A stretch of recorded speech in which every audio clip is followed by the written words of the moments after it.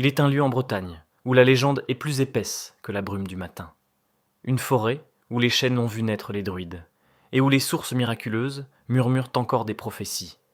C'est le dernier royaume de la magie païenne, le cœur battant de l'Armorique, la forêt de Brocéliande.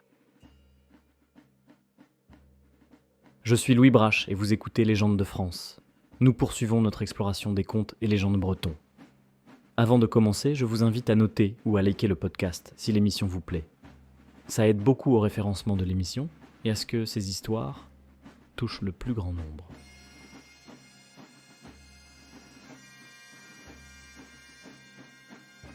Merlin est le grand druide, le fils d'un démon et d'une mortelle.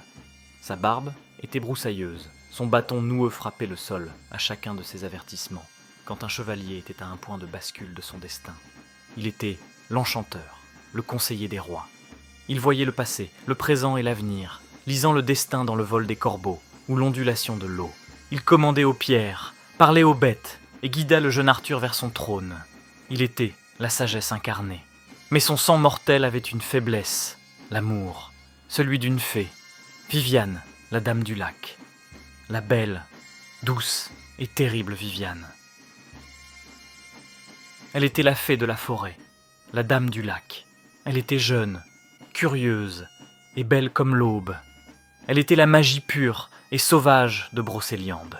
Quand Merlin la vit, son savoir millénaire, sa retenue, tout s'effondra.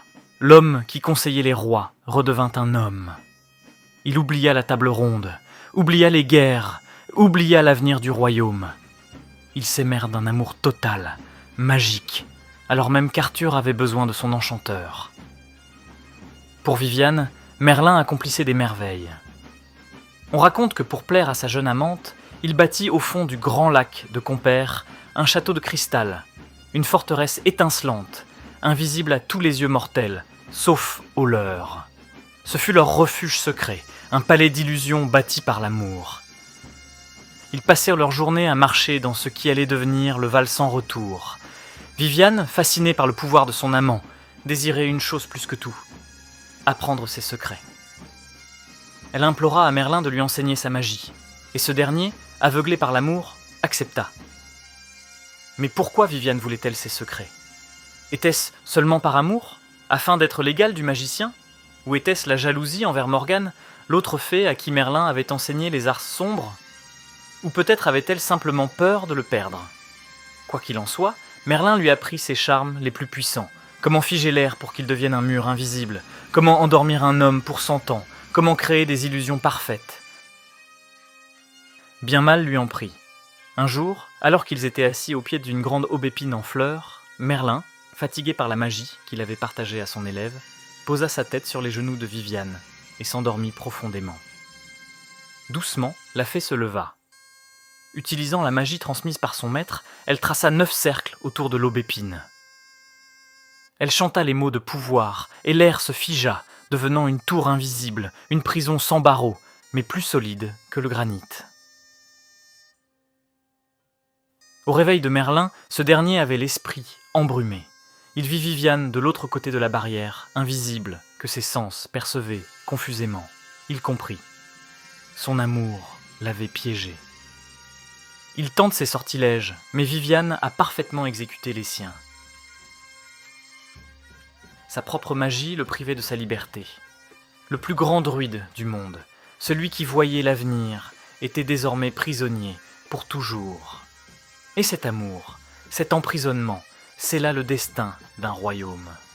Car loin de Brocéliande, à Camelot, le roi Arthur avait besoin de son guide. Privé de Merlin, le roi fut seul face aux trahisons. Le plus grand savoir du monde ne pèse rien face à la magie de l'amour. Le prix d'une passion éternelle est parfois la mort d'un royaume.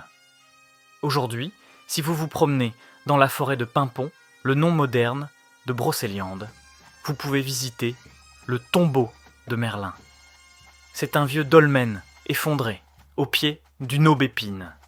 On dit que si vous collez votre oreille contre la pierre, par une nuit sans vent, vous pouvez encore entendre le grand enchanteur murmurer ses regrets et ses sortilèges, prisonnier de l'air et de l'amour, attendant son amour éternel. Viviane, la Dame du Lac, qui est partie avec les fées que nous avons décidé d'ignorer.